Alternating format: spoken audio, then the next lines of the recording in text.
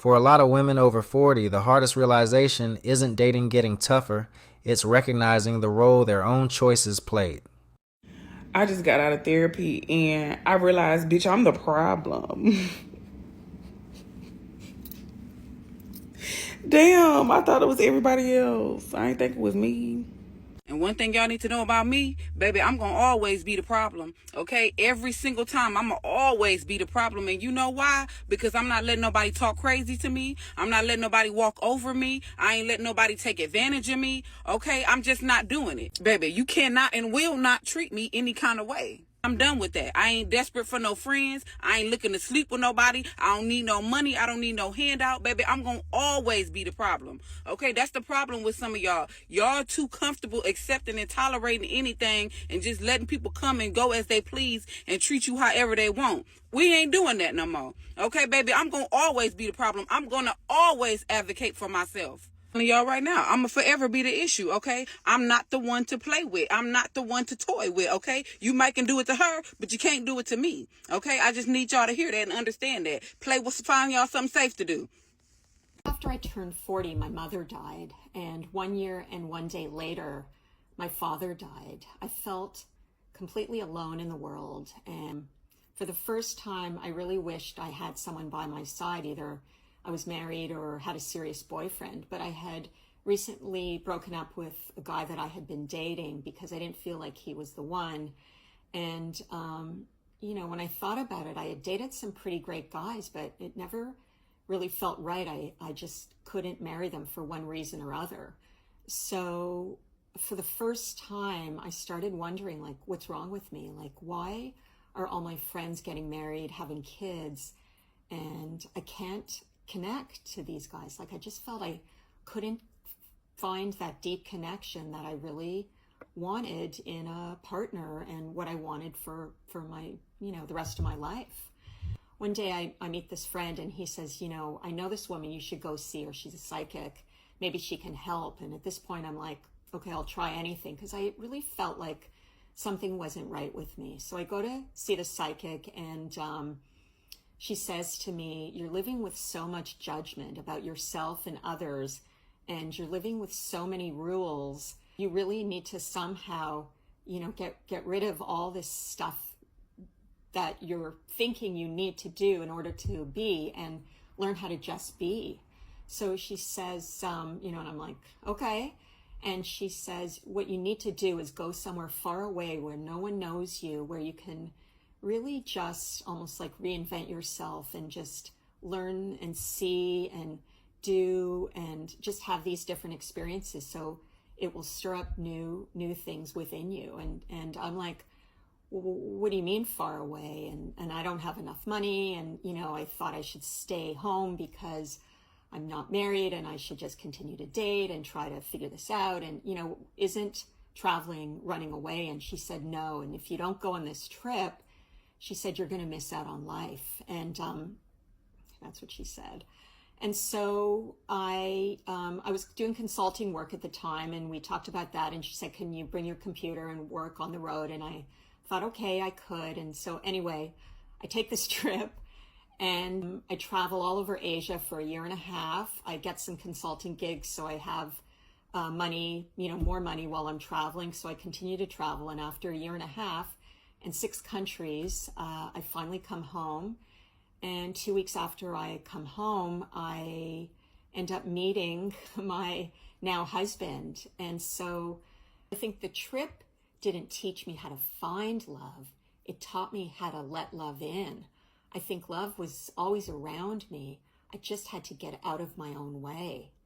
30 and I'm single, and something that I quickly had to learn while dating at my 30s is that 30 or plus year old men would much rather date women that are on their early 20s than women that are 30 or plus years old. And I think the reason for that is because When you turn 30, you hit this wall where you don't take the same shit that you used to take while you were in your 20s. For example, when I was in my 20s, a guy would say, yeah, you know, like, I just need time. I cannot be in a serious relationship with you right now. And I would go for it and I would entertain this man. If a man comes today and says, hey, I'm not ready for a serious relationship, it's like, babe, you're 30. The hairline is going back. Like, what else do you need time for? So I quickly had to realize that I'm probably going to be spending a lot of time single, and I have to be okay with it because I cannot go back to my 20s.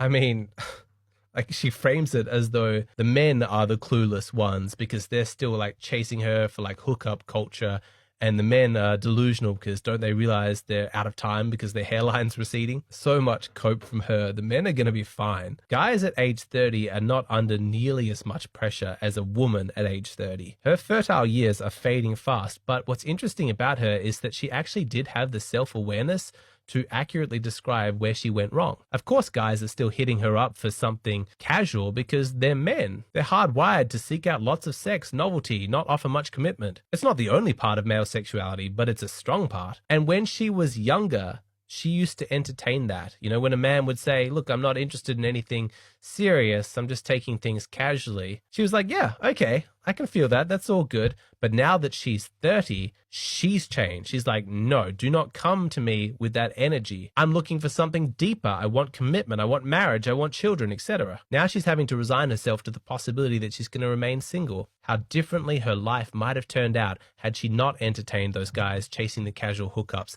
and looked for a man who was more serious. Then at age 30, she could already be 5 years into a committed relationship with a couple of children. Happy, satisfied, validated in her femininity. Yeah, a few less like fond memories of her partying years, but how important is that really? Now, 30 is not really too old, like it's getting there, but this girl is definitely pretty enough that I'm sure she'd be able to find a man who is able to commit to her, as long as she's got femininity and a nice personality and all that. But 30 is starting to approach it. You know, there's a bit of timeline pressure. Every year that goes on now, she's got fewer and fewer fertile years, and her prospects are going to get worse and worse. Even at age 30, it's starting to push it a little bit because assuming that she wants at least a couple of years to get to know a man and to pair bond, and assuming that she gets it right and isn't going to have to break up with him and start over from scratch, she's on a bit of a timeline, okay? Like married in 2 years, pregnant on the 3rd year, children at 34, next one at 37. She's kind of locked herself into, you know, 2 children unless she really, really rushes things. And so that automatically at age 30, it puts her outside of the interest of any man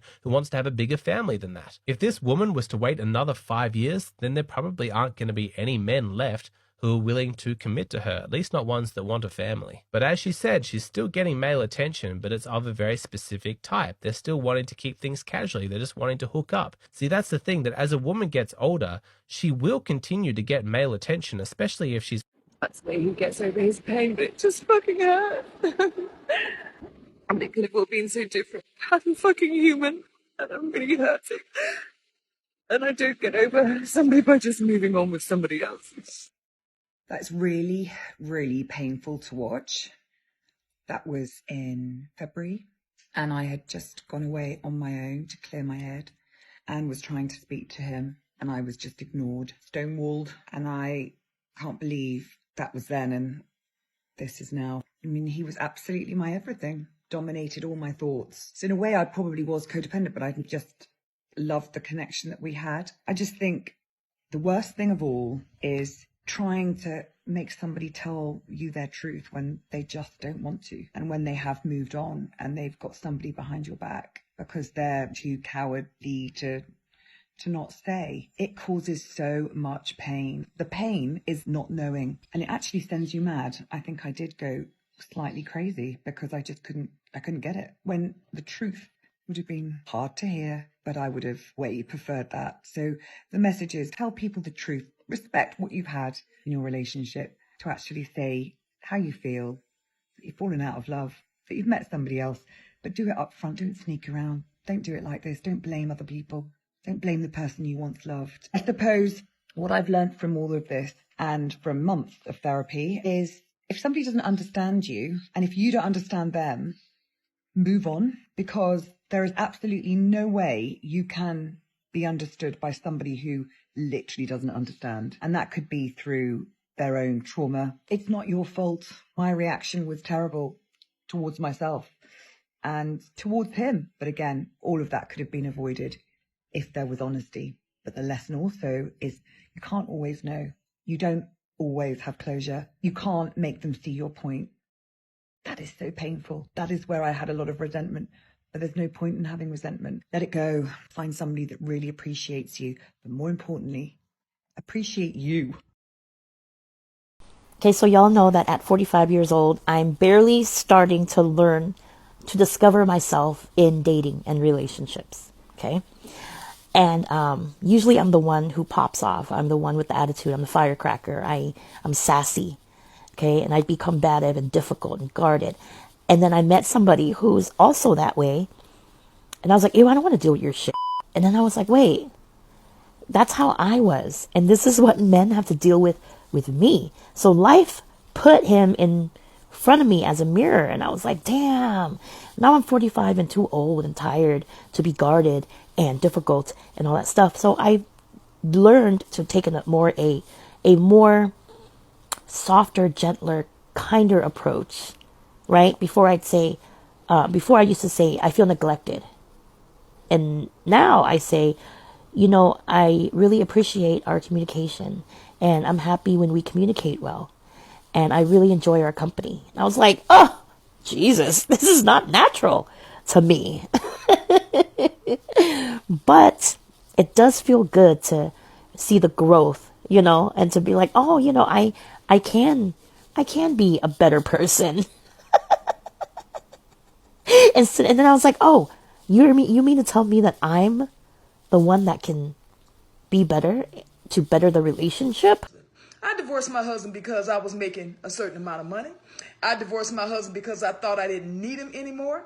I divorced my husband because I had this senior position at work and thought I held the same position at home. I divorced my husband because I thought I was better than him because I had my degree now.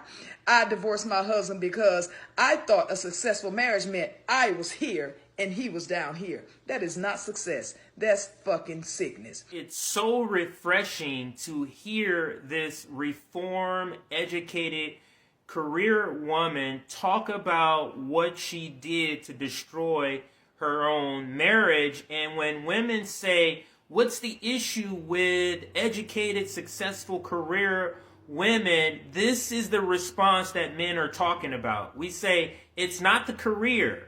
It's not the degrees. It's not the income. It's the attitude that is attached to all of those things. And she described right here what that attitude was. She thought she was here and she thought her husband was down here and she treated him as such. I found myself divorced and out there looking for love in all the wrong places. Fucking this one and that one and that one and that one and this one and that one. And my body count going up and my value going down. I'm just going to call it like a TI is.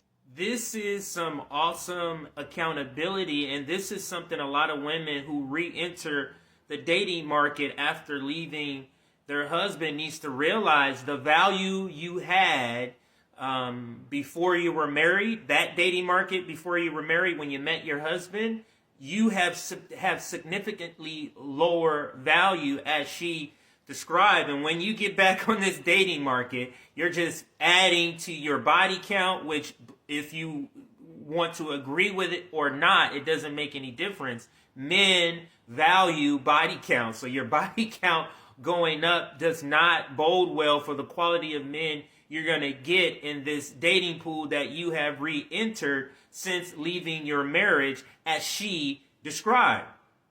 All the while, my husband done found somebody else building a relationship and building a life with them.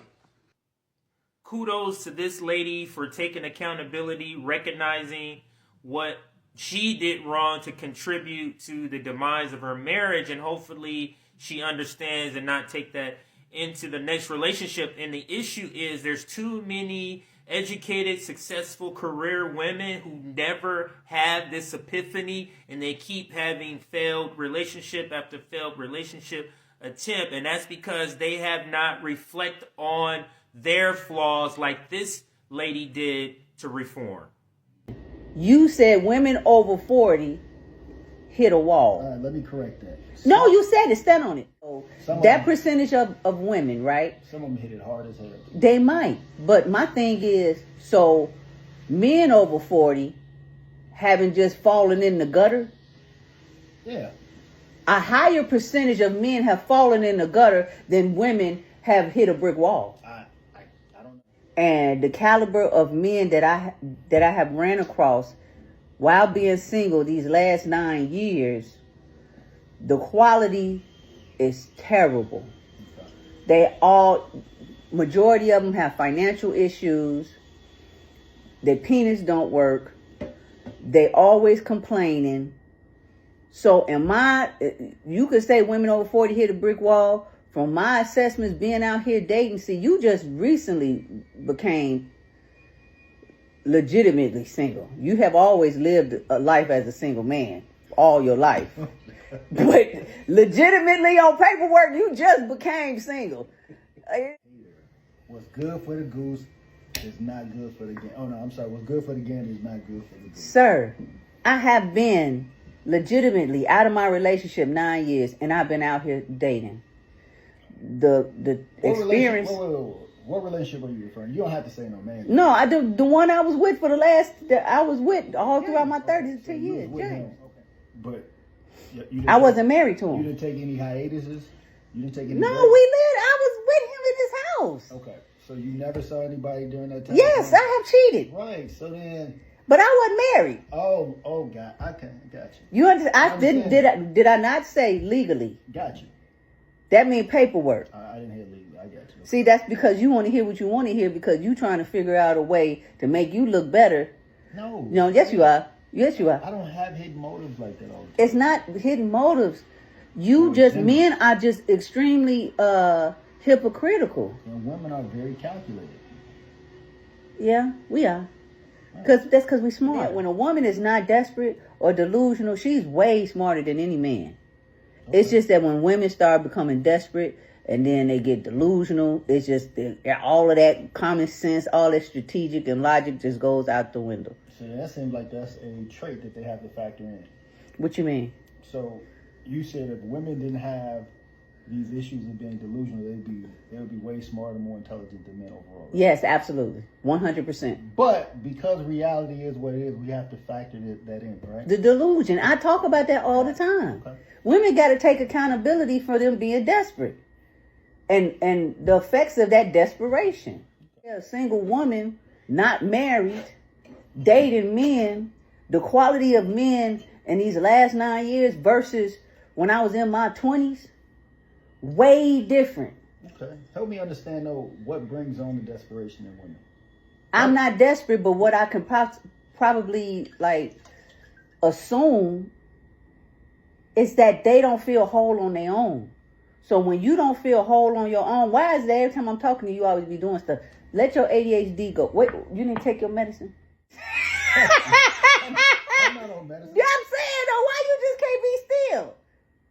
I'm doing the camera not on you, so people don't see what you out here doing, but this man is not, he fidgeting. He all over here. You just went from picking up the glass to picking up the phone. Go get your medicine, man. That's what's wrong with you men, too. It's like y'all all got some type of Tourette's, ADHD, so disrespectful. Parkinson's. You just all got something, but you say women hit a brick wall. All right, cool. I already know that's my pet peeve or my fault.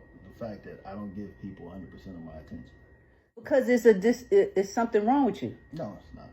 Oh, okay. So the fact that you don't want to admit that you might have, attention deficit or something. Mm-hmm. It's like, I understand what's wrong with me. But why is it that a man has a hard time acknowledging what's wrong with him? Men would rather deflect. All men are like that? Quite a few. Okay. A man is good at telling a woman what she needs to do or what's wrong with her. But when a woman in turns tell a man, he in denial. I think based on what you just said, you got to take the good in that. As long as I find a tasteful way of saying it without being disrespectful, you should take that openly. And I think that's the problem. People don't take criticism well. And because it's not about what you say, it's how you say it. Right. So if we could start openly just being honest with one another, it'd probably make us better across. If we could have the emotional intelligence to know what to say and how to say it, then it probably will make a difference. And the way you come off in your delivery can be misconstrued. That's why we have the problems that we have. A lot of people lack the emotional intelligence, and a lot of really got me in my feels, and I am crying because, well, let me tell you what happened. Okay, today I had to take my car to the shop, and he offered to pick me up, and we go work out together, and we did, and it was wonderful. And then we went just for a quick Chick-fil-A lunch, and I had to get some grocery shopping done, and he came with me to get some groceries. And when we got up to pay, he wanted to pay for, why am I crying? He wanted to pay for the groceries for my family. And I didn't let him. And then we got to the car, and he told me to get in the car, and he would put all the groceries away. And I didn't let him. I needed to help, right? And then he was like, I'll put the cart away. And I was like, no, I got it. I didn't let him. I'm not used to someone loving me this way, treating me this way. So it's like uncomfortable. And I'm so mad at myself for not letting him just be the man that he wanted to be. And I'm going to tell him tonight and apologize. But I'm also really mad at myself that this man is probably only a couple inches taller than me. I don't know. He's probably like 5'7". You know, one of the dating apps I've never went out with, I never would go out with anyone under 6 foot. What the fuck? I also wouldn't go out with a man that had a blue collar job. What an asshole I am. This man is so great. He treats me like a queen. And I don't know how to deal with it. I'm trying. I'm going to learn. Yeah, I'm going to learn. Because goddamn, like, yes, I will take that. I don't care how tall you are and how much money you make. If you treat me like a queen and you're so kind to me like he is, I don't know if he's the one. But God, has he given me hope and changed my whole perspective on dating. So, just wanted to give you all an update and let you see that I'm a crybaby. My time if you gonna waste it. I like to talk, text, FaceTime, chill, fuck, go on dates, go out, go wherever, have adventures, lay up, Netflix and chill, get my booty rubbed on, you know, all that. If that's not what you into, if that's not the activities that we're finna partake in, cut it.